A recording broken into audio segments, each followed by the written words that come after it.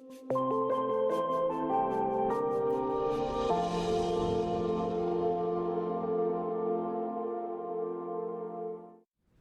very thankful today for the opportunity we have for others to be leading us in worship. Thelma is not with us today. She's taking a Sunday off, so we're very thankful for Loretta Tranter over here for playing piano for us this morning and leading us. We're so thankful for you, and then also for Andrew and for Lori for leading us in the song we just received a moment ago, and I'm just incredibly thankful for the gifts and talents and blessings that exist within the life of this congregation. We shared this last week actually, in our newsletter that we have hired a new sanctuary worship leader who's going to be starting the beginning of May, on May 7th. And you may know that is Scott Higby right over here. So wave your hand, Scott. So a couple of things are going to happen in a few weeks. And the last Sunday of April, we're going to be saying thank you to Gay Overton, who's been volunteering as our choral director during the service for a good number of months. So we're going to be blessing her and thanking her for that. And then on the first Sunday of May, we'll have a time for prayer and celebration for Scott's leadership in our midst. So all in all, we're very thankful for the ways God is opening new doors for our congregation as we worship together each and every week. So happy Easter. It is. Something that most people don't know. They're very accustomed to Lent lasting for 40 days. People just kind of know Lent lasts 40 days, and it starts on Ash Wednesday, it ends on Easter.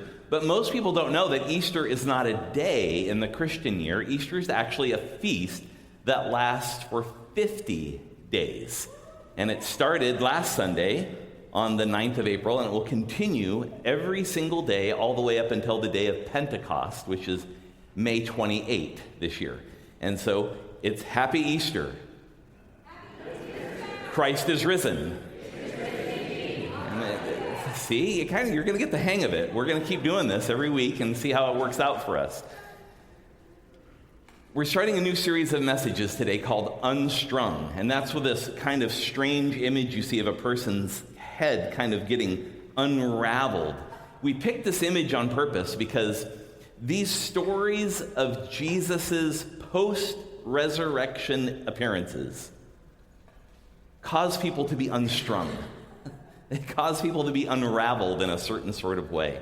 And so we just want to sit with these stories of Jesus and wonder about them and consider what it means to meet the post-resurrected Christ, and how, in some ways, there are a lot of topics that this post-resurrection Jesus touches on that oftentimes we stay away from.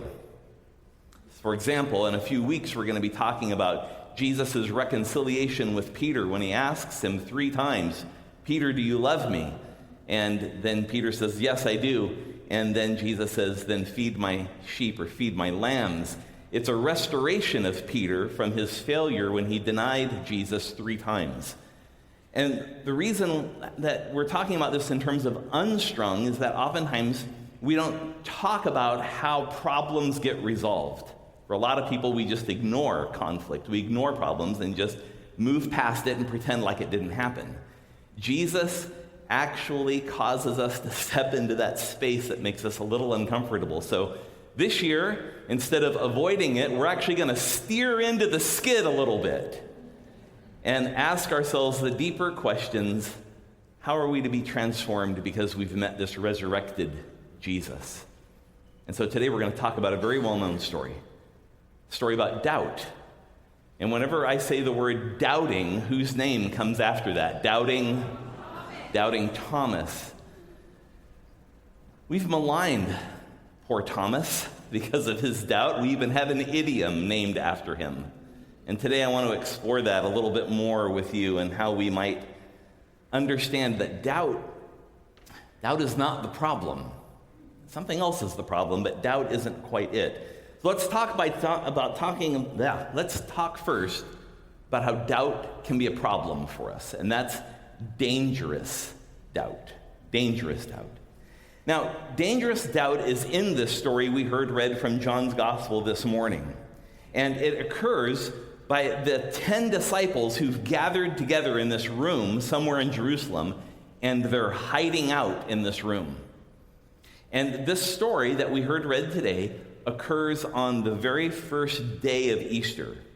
So you remember the story last week of Jesus' resurrection from John's Gospel about how Mary Magdalene comes to the tomb. She sees it empty. She goes back and tells the disciples. Then Peter and an unnamed disciple, who we suspect to be John, come to the tomb, find the tomb empty, and then they return. After they return, Jesus appears to Mary Magdalene. Then he tells Mary to go tell his disciples. And so she dutifully goes off to tell the disciples that she's seen the risen Lord Jesus. It's the same day.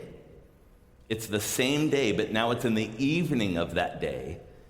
And 10 of the disciples are gathered together in a room somewhere in Jerusalem. Now, there's a reason there's 10. Judas Iscariot has already committed suicide. So now the number is 11. And apparently, at this first appearance of Jesus, as we learn, there's one of the disciples that's not present besides Judas, and that is Thomas. He's not there. So Jesus appears in a moment to all of these gathered in the room. But let's just log this again. It's the same day. It's Easter Sunday. They're all gathered together in a room. Mary Magdalene has told them twice now. The first time that the tomb was empty, the second time that she's seen the risen Jesus herself. And Peter and this other disciple have already been to the tomb and have seen it empty, but yet they're still gathered in this room. They're still afraid. They're still filled with terror. That's dangerous doubt. The dangerous kind of doubt is the one that causes us to take no action, to do nothing, to hide, to stay in a place out of fear and out of terror, that one that keeps us from moving. I mean, there's a reason why they've all gathered together. Let's be honest. They're close associates of a man who was just arrested and publicly executed, and they don't want to be associated with him, so they're hiding out. Because if people find out that they are the ones hanging out with Jesus, the religious authorities may pull them out into public and persecute them in the same way they persecuted Jesus. This is compounded now with the problem that the grave that Jesus was placed in is empty. And so as far as the Romans are concerned, and to some degree the Jewish authorities are concerned, that these 10 disciples, or 11, including Thomas, are now the top of the suspect list of those who have stolen the body of Jesus. So they're all hanging out, afraid of being outed as followers of Jesus. Can you imagine the stories they're trading together in the room? They're talking probably about Mary Magdalene and what she had to say. They're talking about what happened with Peter and the other disciple. They're talking about not being found, talking about hiding. Fear and terror are their currency at that moment in time. You know, sometimes we live and make our own choices just like the disciples with this dangerous kind of doubt. We find ourselves in situations, find ourselves in moments in our life where we're filled with a sense of fear, anxiety, worry, carrying the uncertainty of what our life might look like. You see, this is a dangerous kind of doubt because it's a doubt that has no outcome. It's a doubt that doesn't have a solution. It's a doubt that has no direction. It's just a stew. And they're stewing in it. You know, it's one thing to have a kind of doubt that leans toward a solution. It's one thing to have a hesitation, but you're kind of stepping into the right answer. But it's another thing to have a kind of doubt that arrests you and holds you in place out of fear. That's what's happening to the disciples. That's what happens to us.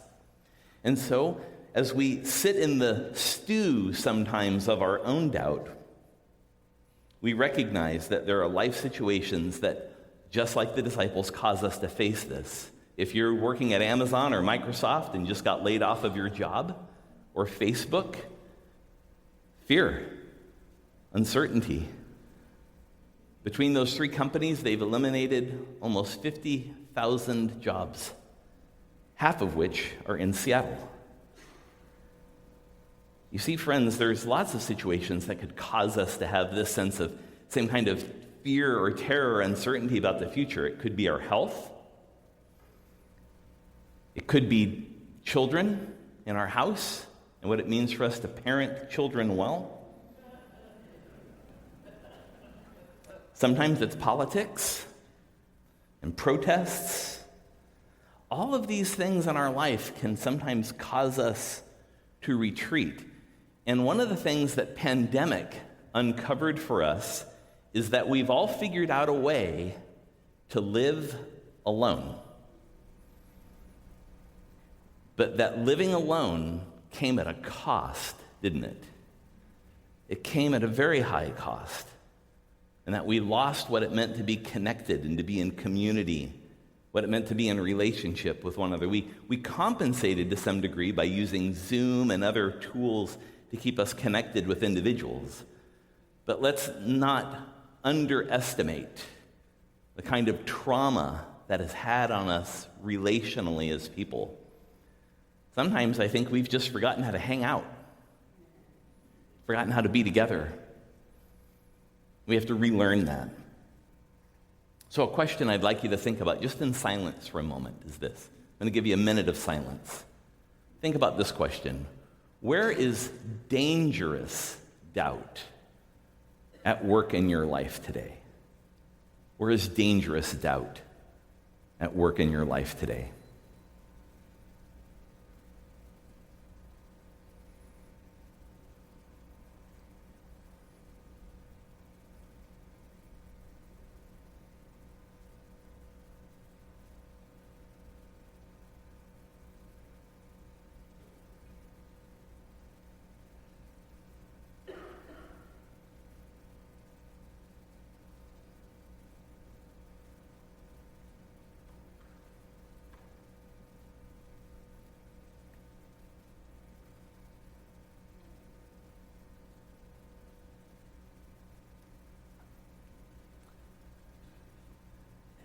Dangerous doubt is fueled by fear, terror that arrests us and causes us to retreat, to hide, and to not engage. But there is a different kind of doubt, and it's a doubt born from longing. And this is the doubt that I want to talk about, especially with Thomas. The story here opens with fear. Everyone's huddled together in a room hiding out. Jesus appears in the room with the 10 disciples that are gathered there, but Thomas is not there. Just 10 of the disciples that are there. And when Jesus appears, it says that he's greeted with joy. And this is a huge change in the biblical narrative from beginning to end about what happens when God appears in your midst. Throughout the Bible, what is normative when God appears is that God appears in a thing called a theophany. That's the name of it, when there's an appearance of God, like at the burning bush or whatever. It's called a theophany. So whenever there's a theophany or an appearance of God, the human response to that consistently every single time is fear. People are afraid, and then the voice speaks to them, or the angel says to them, "Be not afraid," or "Don't be afraid." But what's interesting is this story in John's gospel. This is the first time there's a theophany. Jesus appears in their midst, and instead of being filled with fear, it says the disciples were filled with joy when they saw Jesus appear in their midst. Just stop for a minute and imagine what it would have been like to have been there. Just in your mind's eye, how wonderful would it have been to have been in that room when Jesus appears and stands before you in your midst? Can you imagine the questions and the wonderings that those 10 disciples are all carrying? So fear is now replaced with something else. So will Jesus finally topple Roman power? Will Jesus take over the Jewish religious community as the Messiah? We know they're wondering about these things because not too many days later, on the day of Jesus' ascension, which is 40 days later, they ask him, "Jesus, is it at this time you're going to restore the kingdom to Israel?" We know what's on their mind. They think, okay, good, this resurrection thing is over, so now are we ready to get down to business, Jesus? And instead of Jesus saying, "Oh, great, I'm here to lead the revolution, to overthrow the Romans," what's he do? He tells them 3 things. The first thing is that they're being sent. Do you understand why that statement is so powerful because what have they been doing all day? Hiding. Jesus shows up, and the first thing he says is that y'all are leaving. You're being sent. And then the story goes on in John's gospel that they're given the Holy Spirit. Jesus breathed on them, the Holy Spirit. And then it says that they're given authority, that they have an authority to proclaim the truth of Jesus in the world. Now, on the podcast that I did during the week about the sermon that many of you listened to, we talked a little bit about the authority that takes place, so I'm not going to spend time getting into that here in the sermon today. Just file that away. If you haven't listened to the podcast, go to our website. You can find it and listen to it. I spend a lot of time talking about these three things a little bit more in detail. The first thing is the most important thing. They're all gathered together out of fear. The first thing Jesus says is, you're all leaving. You're going, and you're going to go do the work that I've sent you to do. As the Father has sent me, so I send you. So this whole notion of gathering together isn't going to work anymore. But Thomas isn't there. The part of the story that's quietly lurking as we throw our doubting Thomas idioms out into the room is one of the disciples isn't there. One of the disciples wasn't afraid to go outside of that room. One of the disciples wasn't afraid to be seen in public. One of the disciples had to go down to 7-Eleven and get a half gallon of milk. And his name is Thomas. What I'm suggesting to you is that Thomas, even quietly in the story, is demonstrating the healthy behavior out of the 11 disciples. The 10 of them that are there are all huddled together out of fear. And Jesus appears. Thomas didn't need to be told to be sent because he's already gone. For whatever reason, he's gone. What I appreciate about this story is that all Thomas wants is the same experience the other 10 disciples had. That's all he wants.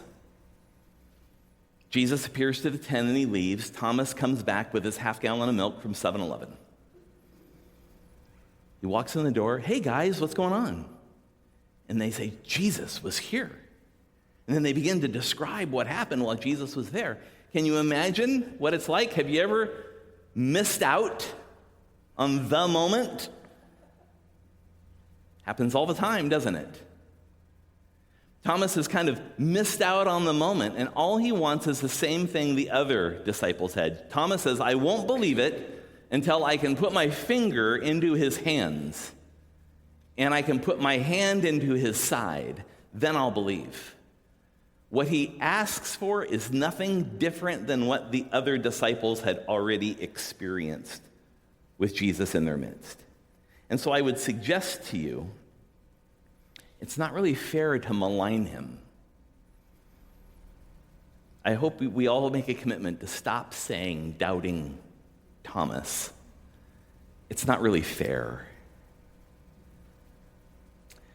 We have to be honest as Christian people in the 21st century that Thomas represents the majority of people in the world when they think about their engagement with any religion.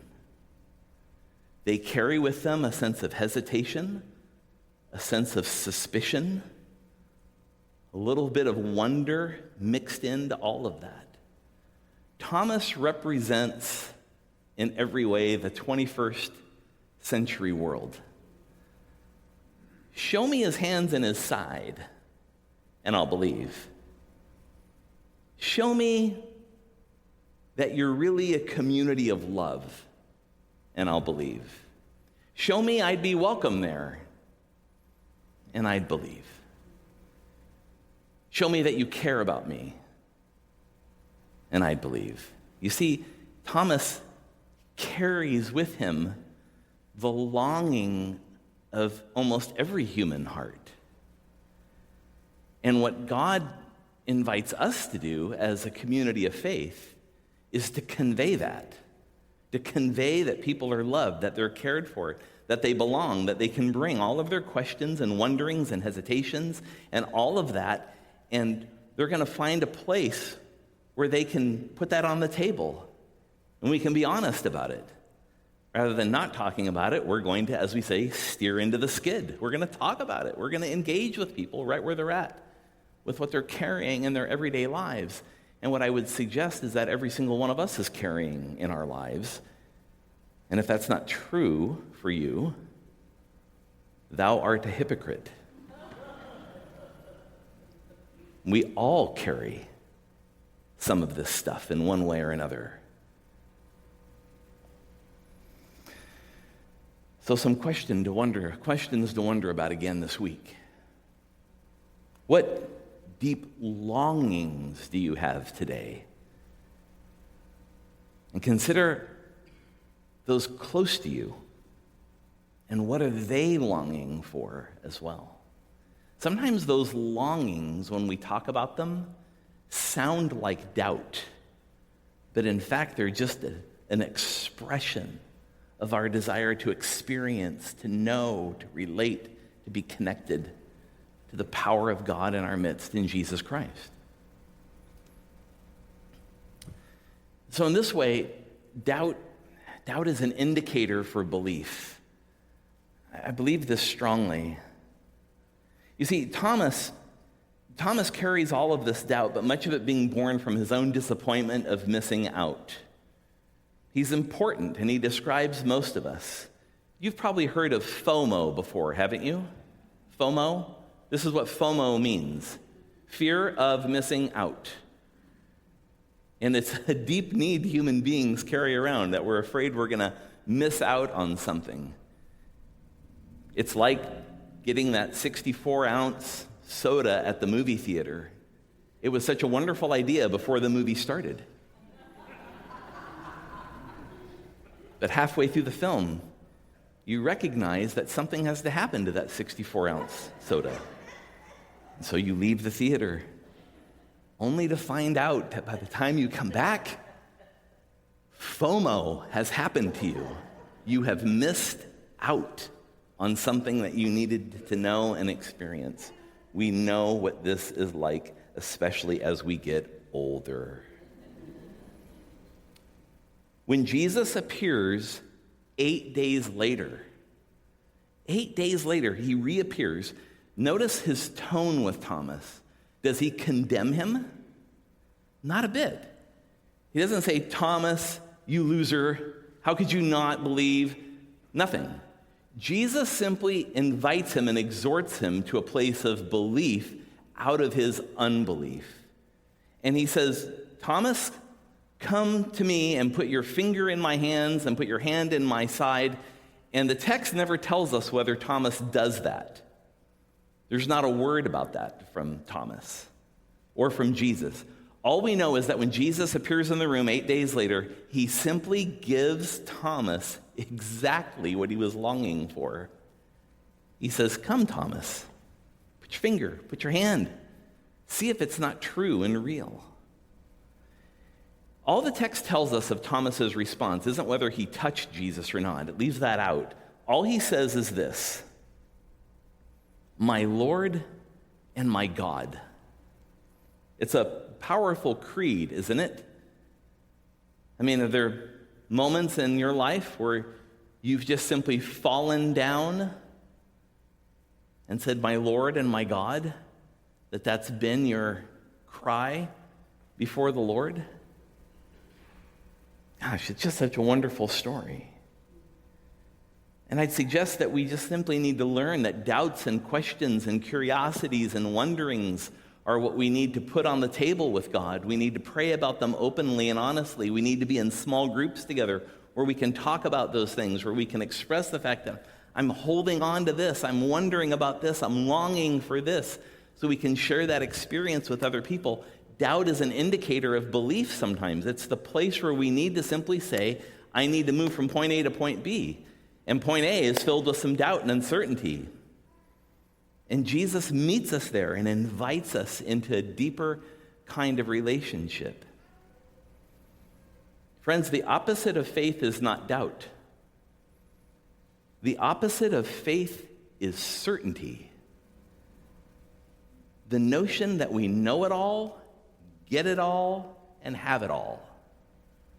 If that's our posture, there's no room for faith anywhere because we've already got it figured out.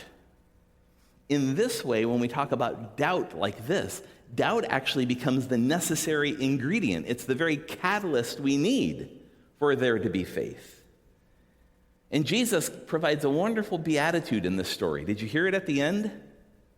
A beatitude, you remember, a statement of blessing that Jesus gives? At the very end, he says, "Blessed are those who have not seen and yet believe." That's the beatitude. I find this story to be remarkably graceful, beautiful, just lovely.